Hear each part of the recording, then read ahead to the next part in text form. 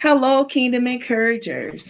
I am your host, Ty Newman, and I have a very special guest here today. I have Adrielle Hardnett today, and I am very grateful for her being my guest today. I want to give you a little bit about Adrielle. She's a writer, she's a gardener, and she's a skater. She seeks to encounter God in everyday expressions of creativity, legacy, and movement. She loves to write, and she writes through her spiritual experiences, and God meets her on the pages. She is currently rediscovering a dormant passion she once abandoned out of fear, but God is guiding her through prophetic prompts from choice voices in her life. Her scripture that is her anchor is Habakkuk 2 and 2. Write the vision and make it plain. Adrielle also likes to garden, and it connects her to her grandmother, Dr. Mavis Taylor Hayes, whose legacy she carries on. Her mission is to show nutritious, life giving food is within reach, right in our backyards. And she teach her children and her community the importance of food security and the power of growing what our body needs. I'm looking forward to getting into this conversation. Additionally, Adrielle is a skater. She rekindled her love for skating through the pandemic, and it was a way to help her recover physically, mentally, spiritually through postpartum. Skating is now joyful and grounding for Adrielle. It's her outlet. It's a way for her to move freely in worship and motion.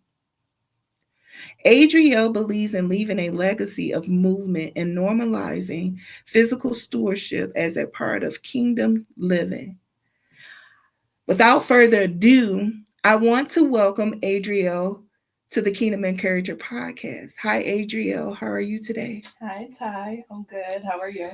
Okay, you have a wonderful introductory. I just want you to know that. Thank you.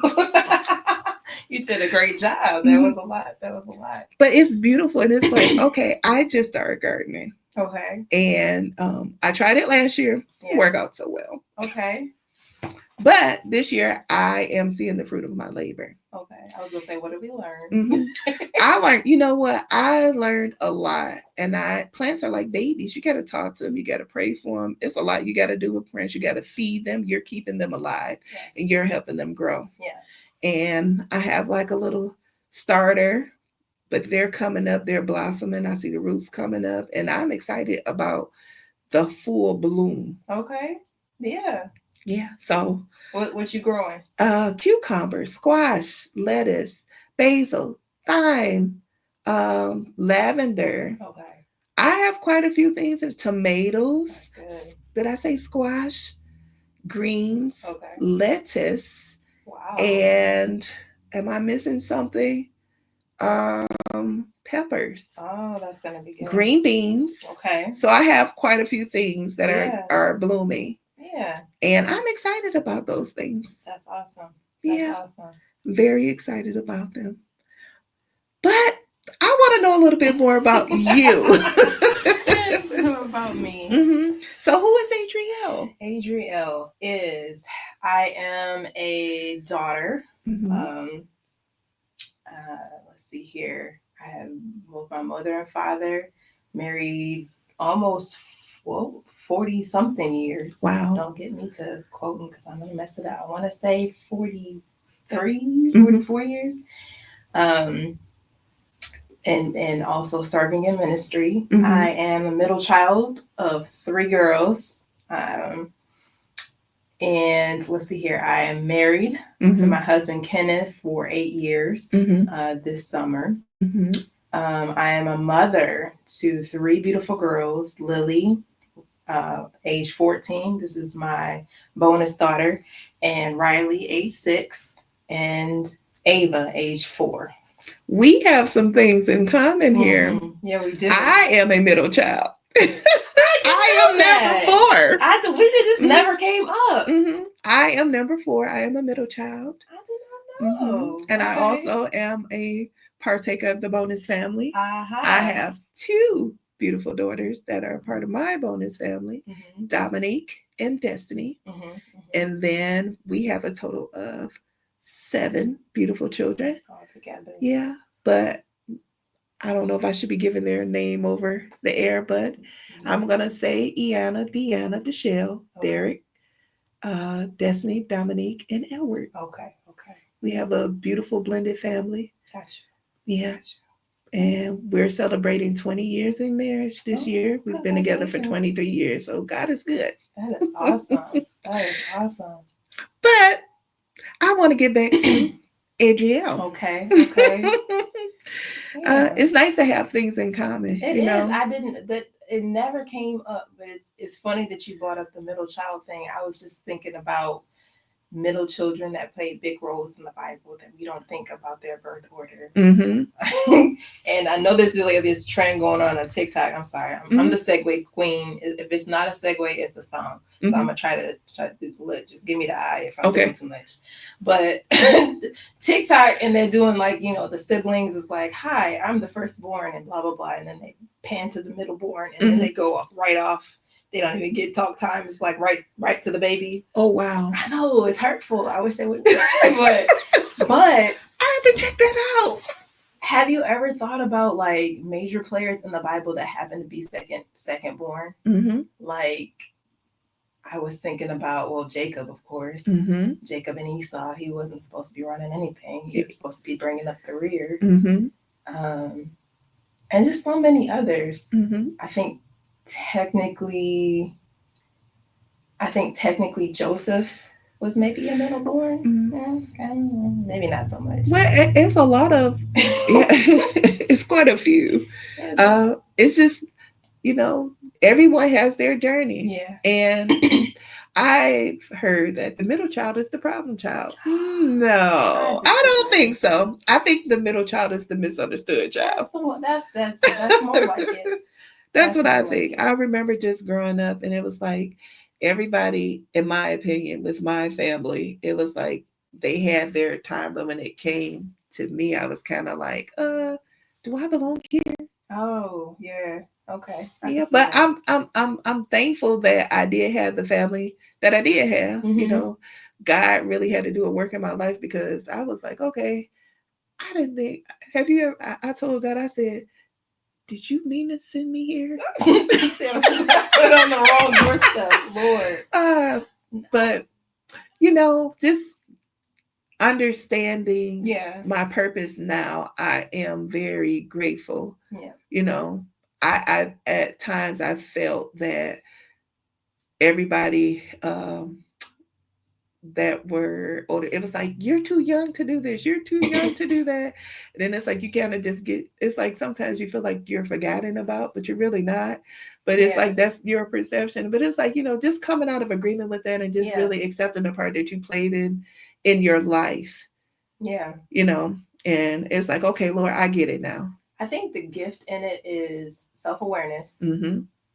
Probably a little too extreme at times. And then the other part is independence. You get this fierce independence. And I am very independent. So, to the point where it's like, even, just in trying certain things and knowing that I don't know how it's going to turn out. Like even this writing project, it's purely faith and trusting in God that He's going to continue to supply the ideas and the way I want to form my words, because it's a constant journey. And not knowing what's going to come out next. Like, I know the story, I was there, but it's like how it forms. I can't really put that into words. And I know it's not on me. It's God bringing certain things to my remembrance, feelings, thoughts, emotions that were laying dormant. And it's also causing me to self-correct. Maybe He's pulling off the layers. Yep. And I can say, like, I've been on this layer journey myself. And it's like the work started, and it's just like, God is bringing up so many things, but in that, I'm learning to be more resilient in it. I'm learning to come out of agreement with those things, and even my perception of what I thought. And I'm seeing it from His perspective. And now it's like, okay, Lord, I come out of agreement with that. I'm no longer going to lay this at your feet, and I'm giving this to you. Because the way that I saw it back then is not even that It's not even that. That's it. And it's like, okay, Lord, well, now that I know, I'm repenting and I'm getting things together, but I'm loving the fact that he's removing things in layers. Yes. And I love the fact that he continues to help me through it. You know what I mean? Absolutely. Just it's overwhelming, but it's a good overwhelming for me. It's like a joyful overwhelming because he's allowing me to see the picture and see where I may went wrong. Like he's showing me. And it speaks volumes in my life because it's helping me get through a very huge process. Yeah. It's allowing me to really, understand more than what I probably did before, so just grateful for that. Right. I agree. And it's a scary process, but it's exciting because I think for the longest, you kind of mentioned, the rekindling of my relationship with God. For the longest, I was avoidant of this lifestyle. I had a different perception about what this whole thing was going to be. And unfortunately, I had this perception that people in ministry are dry. I know this isn't true, so please don't get offended when I say this, listener. But I assumed that the lifestyle of someone who was living a sacrificial life or working in ministry was just boring and not fun and just not fun. And what exactly was I going to be doing? I don't know. I just I like to dance. You mentioned I like to skate, and I don't have like a lot of crazy hobbies or anything like that, but I was afraid that I was going to have to give up too much and I wasn't going to enjoy life anymore. So I'm going to tell you this funny story. Okay. Now, I have to say this was quite a long time ago. I think my early 20s. I grew up a PK kid. Okay.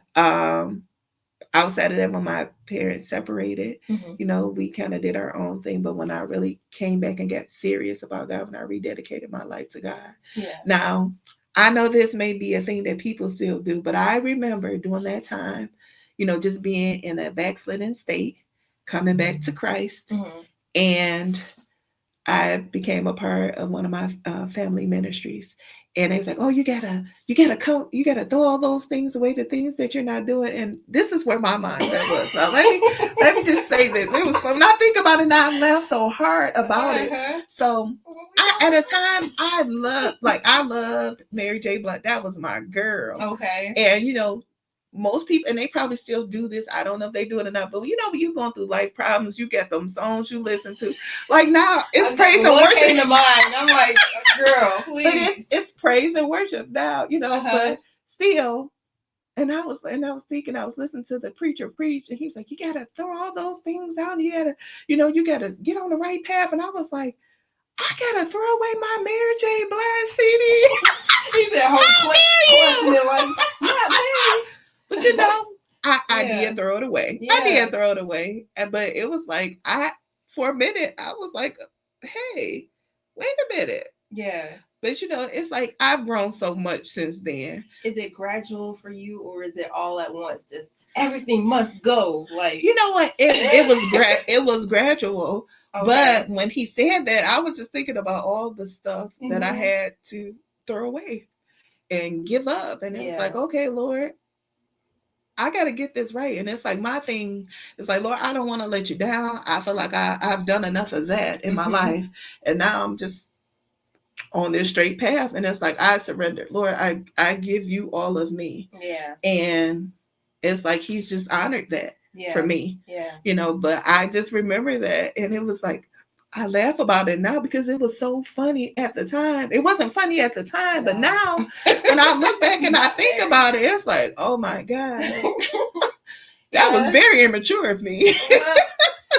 It's the level of revelation that you had at the time.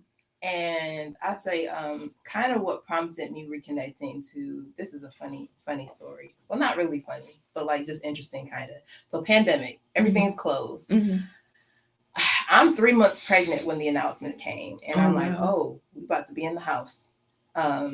of course, we didn't know how long we were going to be in the house. It was like, oh, we'll see you after a weekend. A weekend turned to a month into 6. And now, now I got 2 kids at home and I can't go anywhere. Oh, wow.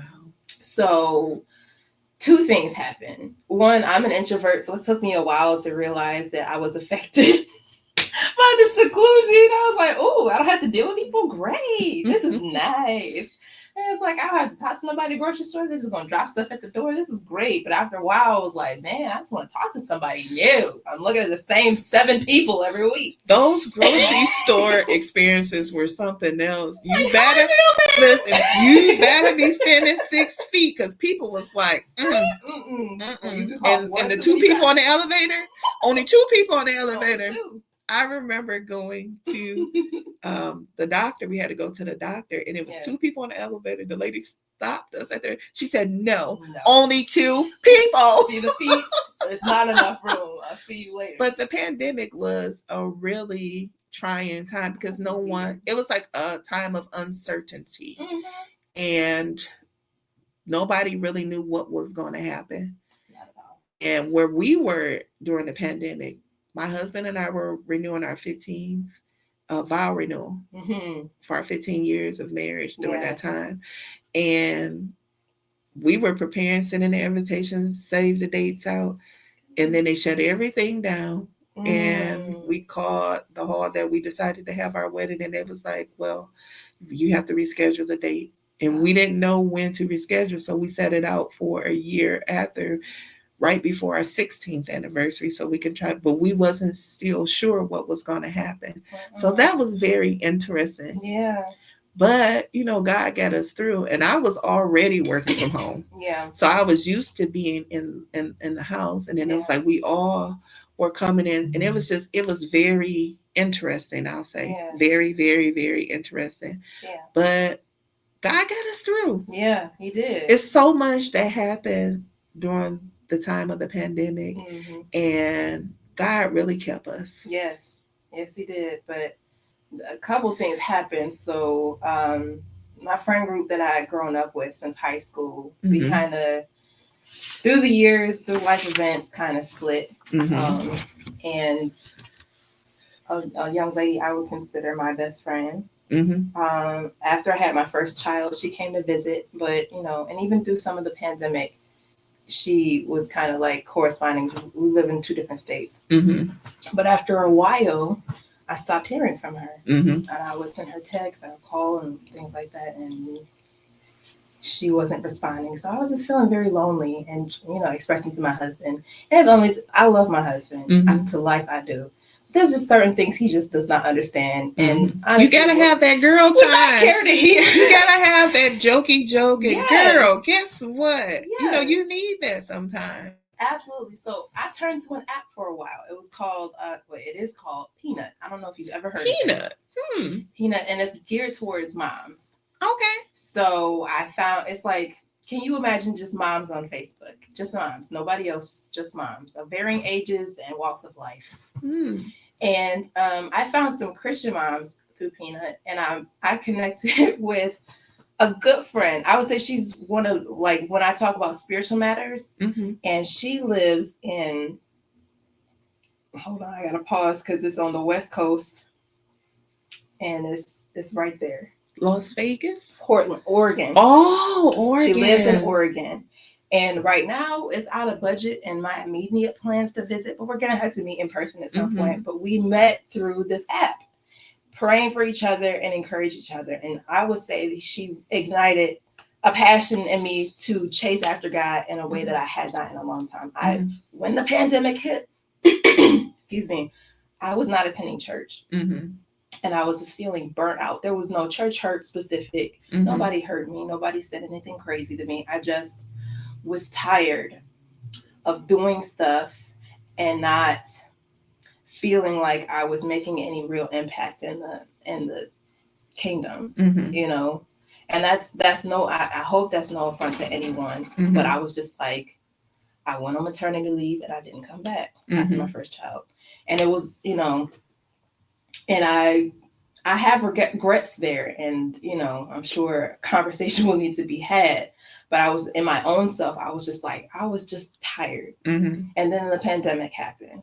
But this person that came into my life, and I don't want to say her name because I don't know if she would want to be mentioned here. She was such a source of encouragement and encouraged me out of that funk that I was in and made me curious because she was on fire for God and just like, you know, praying for people that were experiencing all kinds of like depression and anxiety. He had a ram in the bush for you. It was a setup. Yeah. I was like, I'm sitting here talking about random stuff. He talking about gardening and other random stuff, you know, different topics. People paint with a twist over online, you know, and it's kind of like, you know, how they have these dating apps for people. It's like you swipe right, swipe left, and different things. But I met her on a group chat for Christian moms. Wow. And we had so much in common and yet live very different lifestyles. She lives in a very rural area, not far from a reservation. And I live near the city. It's like, you know, we have very different experiences,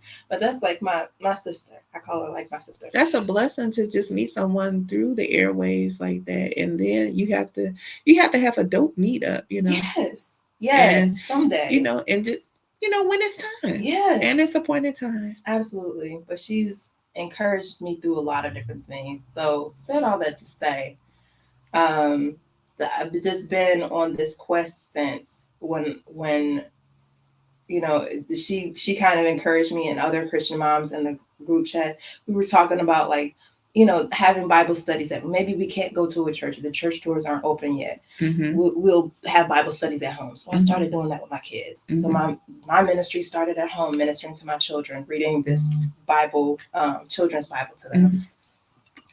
And then we ended up, you know, they started opening up outside, and then we ended up at the church that we will go to. And I'm just, this is one of the first places I ever gone to that is growing people. They're not interested in lay people that sit in the back and fade into the, you know, the background. They want you to come in, you know, what does God want you to do right now? How can we equip you? It's a very equipping space. And so what I've been most excited about is just like the rapid growth I've experienced. And it's only been like since 2021. It's such a blessing though, isn't it? It is. I love my church. I do too. I do. And I just love everything that they're doing. I love everything that Embassy is a part of. Yes. And just the motivation. And it's like the assignments that come over the pulpit. It's like, okay, Lord, I know you was talking to me. I got to get busy with this. Yeah. Boots on the ground. Boots on the ground. Boots on the ground.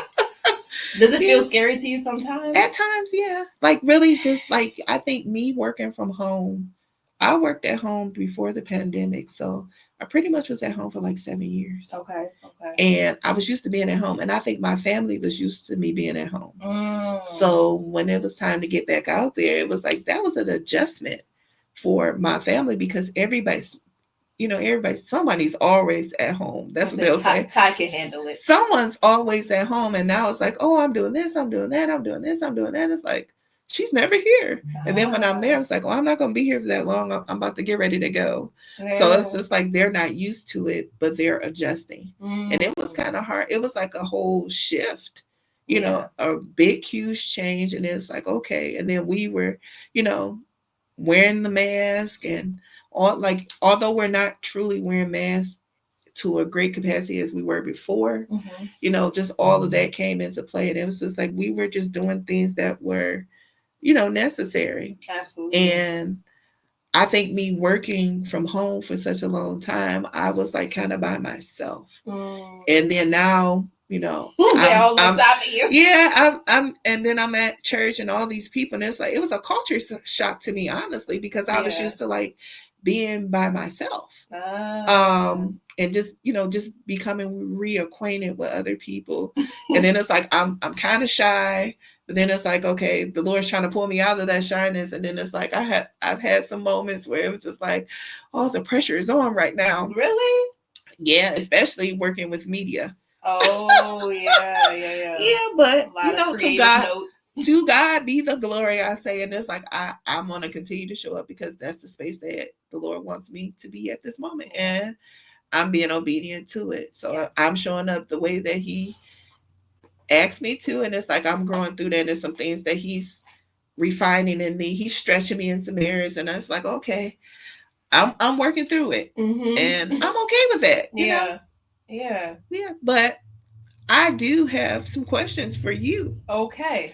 So I wanted to ask you a question. Can you share a specific moment or experience that really explains your journey and your transformation through intercession? I can kind of name two. Okay. How do I say? Okay, 2021. This was coming off the pandemic was kind of panning down a little bit. My mother-in-law mentioned to the family, she explained that she came to the family, set everybody down, and explained that, you know, she had a regular lady checkup with her doctor, and that they found a tumor in her uterus. And at the time, I don't think everything was connecting what she was kind of saying behind that. So she had a hysterectomy. We thought nothing of it. She came back a few months later, and they said that they were finding that there was malignant cancer cells that they were finding that had started to spread through her body. And they had stated that she had stage 4 cancer. Well, she had kind of pulled me aside and asked me to pray for her. At the time, I wasn't really like on speaking terms with God. I wasn't mad at him. I just was like I just told you, I was just kind of, I was having a selfish moment. Let's just say it like that. And I hadn't really my prayer life was just not there. But then there was like, okay, I have a real like assignment here that's now in front of me. And I was like, I don't want to let her down. And I really want, I was just like, I feel like I need to kick in the gear. You were pushed into position. I was pushed into position. And I was just like, okay, what do we do? Okay, God, we're just going to start praying about it. So we started praying about that. Around this time, I didn't put my pinky toe in NBC. I'm not even, I joined, but I wasn't really engaged in anything at the time. I sat in on a meeting for COAG before Bible study with my mom, because she's joining all this stuff. And I was like, okay, I'll just sit in here, observe, just be cute. And, COAG is an intercessory team with I'm a part of COAG. Okay, I didn't realize. I thought you were, but I wasn't for sure. Yeah, you were, because that's how. It's coming back to me now. So, Bishop was talking about the caseload or whatever, and I'm not going to get into it, but there was a case that came across, and it kind of stuck out to me. Now, I wasn't a part of this at all. And then he's like, okay, you know what the caseload is, everybody? Who's going to be on what team? Who's going to be on team 1, 2, 3, 4, 5, whatever. And everybody raised their hands, and he looks at me. It's like, what team are you going to be on? And I'm like, And I was like, well, I guess I'll take this one. And it resonated with me because it was for a mother who was pregnant. And there are certain things, I'm not going to say certain things. It's one specific thing that really gets my goat in the spirit. And it's when I see a brother and sister in Christ struggling, that I'm just like, absolutely not. It's like, it activates the fighter in me. She don't always be active. She don't always be on the forefront of my personality. But when I see somebody struggling with something, I'm ready to fight. And this particular one is I got assembled with an awesome team. But what's significant about that? Well, we're interceding for her and this baby, and consulting with the courts of heaven concerning this issue, and calling things prophetically into I'm learning how to pray. And that came to a mentorship with some heavy hitters. And I don't know how much I'm allowed to say, so I'm not going to say no names. He's pushing you. He was pushing me and mentoring me and setting up the people. Again, a setup. setting up the people to teach me something in an accelerated way. Mm-hmm. Ain't no way I should have been on that team. With my skill set and what I knew at the time, I was like, you sure? Yeah, I got no. This is why I keep saying, but it just keeps not being true because God's strength is made perfect in our weakness. Mm-hmm. I keep saying to myself, Lord, you ain't got nobody else in the back. You ain't got no people with some real skills, some real background, some some prophetic, woo woo woo, none of that. And I was just like, very green, very wet behind the ears. But yes, I would like to help, and I want to be a part of this. And after a few months of seeing that victory come to pass and come to fruition, it ignited something in me for my mother-in-law who was going through. Mm-hmm. And now she lost her battle in this world. She's with God now. So she won that battle. She's no longer dealing with all of the complications of cancer. But she planted a seed in you to pray. She did. And the whole way through, she's encouraging me. I'm encouraging her. The family is coming together on a family prayer call once a week. Mm-hmm. It's just like a fire that just started, and it didn't just end with me. It kept going. Mm-hmm. That she planted a seed. And and Coag watered it. It did, and God made the increase. He did. Look at that. I have note cards, and I was looking at I have something like this similar right over my desk, and I have I think it's 6 note cards altogether. It might be more, but it's targeted prayers for my family, my community, different things. Lord, help my ears to be able to hear, help my eyes to be able to see, help me to perceive things in the spirit, stuff like that. It's kind of like that, but laid out. 2023, I started praying for my family. Mm-hmm. It's 2025 now, and I'm now experiencing, we have a family devotional. I did not start it, but you cannot tell me that God doesn't answer prayer, because I'm experiencing people I didn't think would ever end up in the same room, let alone a prayer call, talking about the Lord, having devotional together, Monday through Friday, 8 a.m. to 9:30, talking about God. One of my uncles had a long time struggle with alcoholism. He has kicked that habit entirely. He is no longer bound by that. And he is just, every day is just worshiping. But it's so much power in agreement when we all come together and we agree and we stand together. That's it. Yes. So I'm just the sky is the limit at this point. What else? What other territory we finna take? Because the Lord has need of this. And I know it's only a matter of time. There's certain ones that's got their pinky toe on the outskirts of the kingdom right now, but it's only a matter of time, But the seed is planted. The seed is planted, and God is the one that's going to determine the time when the harvest is gonna. Yeah, think about the times that we were out there doing our own thing, and someone was praying for us. I started to post that the other day. I just was I just be having these moments, and I just wanted this. I was whoever was praying for me when I was buck wild and didn't have my head on straight. Thank you. Yes. Thank you. I gotta come and hug you and give you a big old fat kiss. Man, thank you. I know you thought I was gonna be like that forever, but look what God did. Thank you for that. Yeah. So if they hear that, I want you to just hug yourself. Thank you.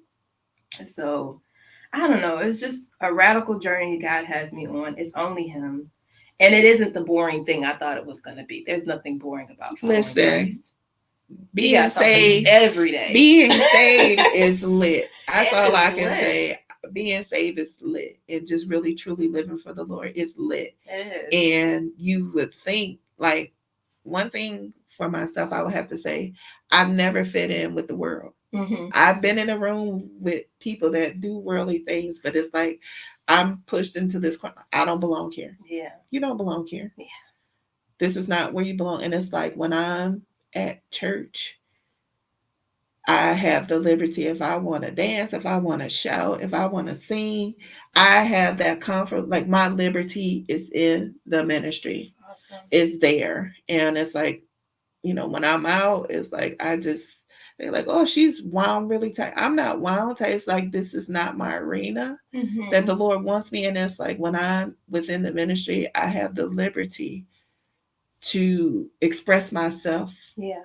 You know, and I know that I'm doing it before my Father that loves me, and He's happy about that. Yes. That's and yeah, and it's like, I love that. So I want to pivot. I want to pivot. You know, I got questions. Okay. You mentioned that you were married for 8 years, and I want to ask a question. Okay. In what ways have marriage and parenting tested your faith, and how did you navigate through those challenges?